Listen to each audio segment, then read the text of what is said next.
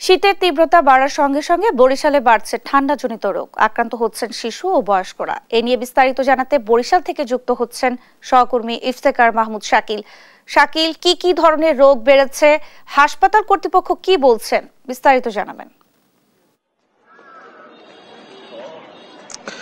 দেখুন, বরিশালে কিন্তু প্রতিনিয়তই শীতজনিত রোগীর যে সংখ্যা, সেই সংখ্যা কিন্তু হাসপাতালগুলোতে বেড়ে চলছে। যদিও শীতের প্রকোপ কিছুটা কমতে শুরু করেছে এবং দেখা মিলতে শুরু করেছে সূর্যের। এই মুহূর্তে আমি আছি বরিশাল জেনারেল হাসপাতালে। আমার পিছনেই দেখছেন যে এই ডায়রিয়া ওয়ার্ড, এই ডায়রিয়া ওয়ার্ডে কিন্তু প্রতিনিয়তই আসলে রোগীর সংখ্যা বাড়ছে বলে কিন্তু জানিয়েছে হাসপাতাল কর্তৃপক্ষ। আমরা এখানে মাত্র ডায়রিয়া রোগীদের জন্য 4টি বেড বরাদ্দ থাকলেও বর্তমানে কিন্তু 8 জন রোগী এইখানে চিকিৎসা নিচ্ছেন বলে কিন্তু জানিয়েছে এখানে যারা কর্মরত আছে তারা। এবং আমি কথা বলেছিলাম স্বাস্থ্য বিভাগের সাথে। স্বাস্থ্য বিভাগ যেটা আমাকে জানিয়েছে যে গত 24 ঘন্টায় বরিশালে শ্বাসকষ্টজনিত রোগে আক্রান্ত হয়ে ভর্তি হয়েছে 45 জন এবং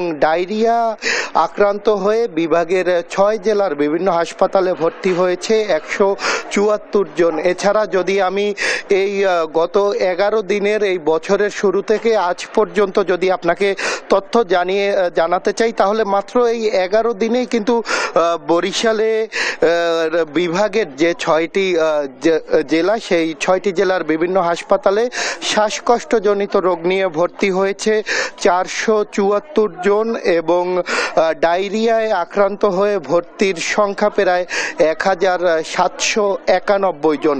এবং প্রতিনিয়তই কিন্তু এখানে রোগীর সংখ্যা বেড়েই চলছে। আমরা কথা বলেছিলাম রোগী এবং তাদের স্বজনদের সাথে।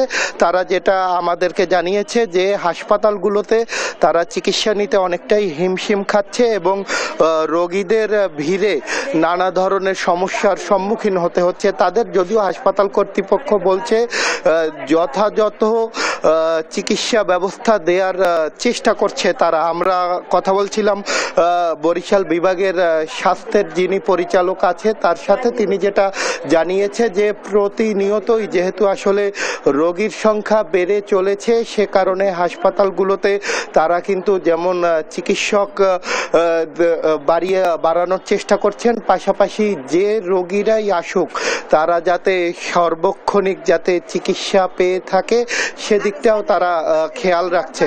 এর পাশাপাশি শিশুদের দিকে বেশি খেয়াল রাখা হচ্ছে বলেও কিন্তু তিনি জানিয়েছেন এবং তিনি অভিভাবকদেরকে আহ্বান জানিয়েছেন যাতে এই বর্তমানে যে পরিস্থিতি, এতে যেন যারা আছে অভিভাবকরা তারা যাতে শিশু এবং যারা বয়স্ক আছে তাদের দিকে যেন খেয়াল রাখে, সেই আহ্বানও কিন্তু জানিয়েছে চিকিৎসকরা। বরিশাল থেকে এতটুকুই ছিল আমার কাছে থাকা সবশেষ। শাকিল, আপনাকে ধন্যবাদ। দর্শক, বরিশাল থেকে আমাদের সঙ্গে যুক্ত হয়েছিলেন সহকর্মী ইফতেখার মাহমুদ শাকিল।